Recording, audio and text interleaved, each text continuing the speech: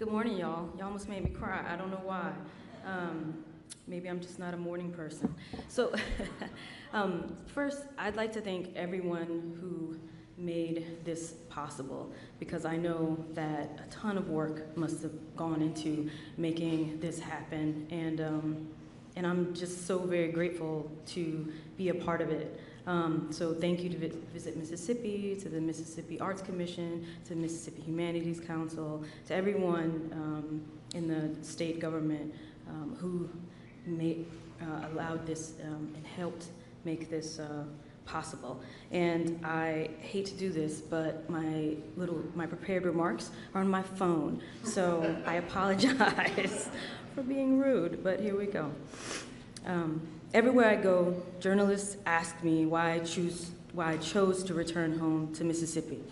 I recently wrote an essay about it, where I wrestled with Mississippi's often violent history of racial inequality, and after doing so, came to the conclusion that it is the beauty of the place and the fierce fight and inherent good of so many here who do everything they can to make a better future for Mississippi that make me feel better about my decision to return. And even though I felt fairly satisfied with that answer in my essay upon finishing it, later, when I looked at the essay again, I didn't. Like many writers, I assessed my work and I found it unfinished, incomplete. Why?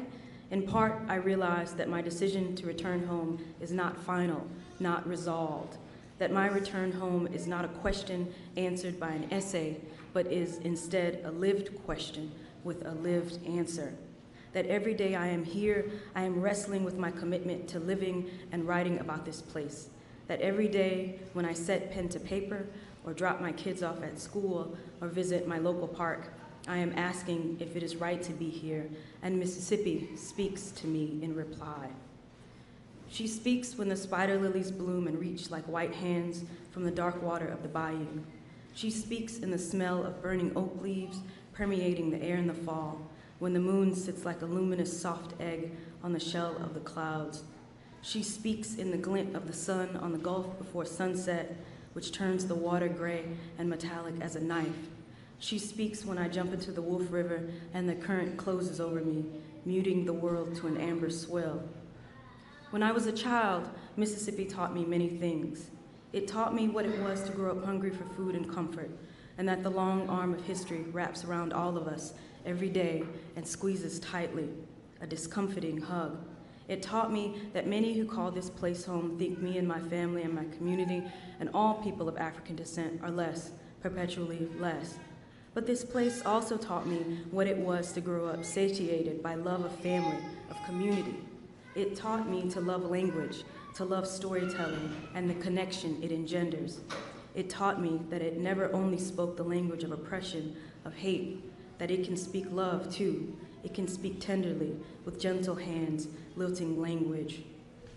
Mississippi speaks when my grandmother hugs me to her and I lean into her and close my eyes, inhaling her jasmine perfume, feeling her long white hair on the skin of my face, a wispy caress.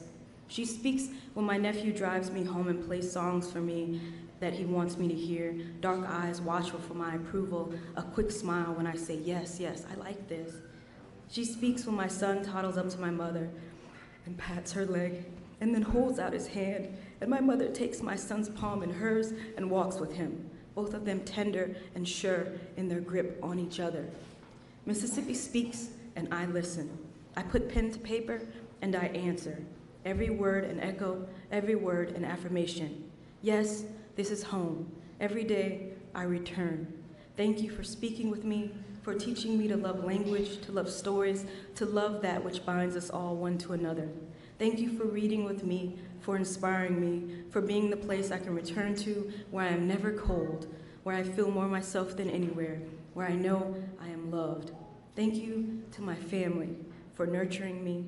Thank you to my community for protecting me. Thank you for this great honor and the honor of writing about you.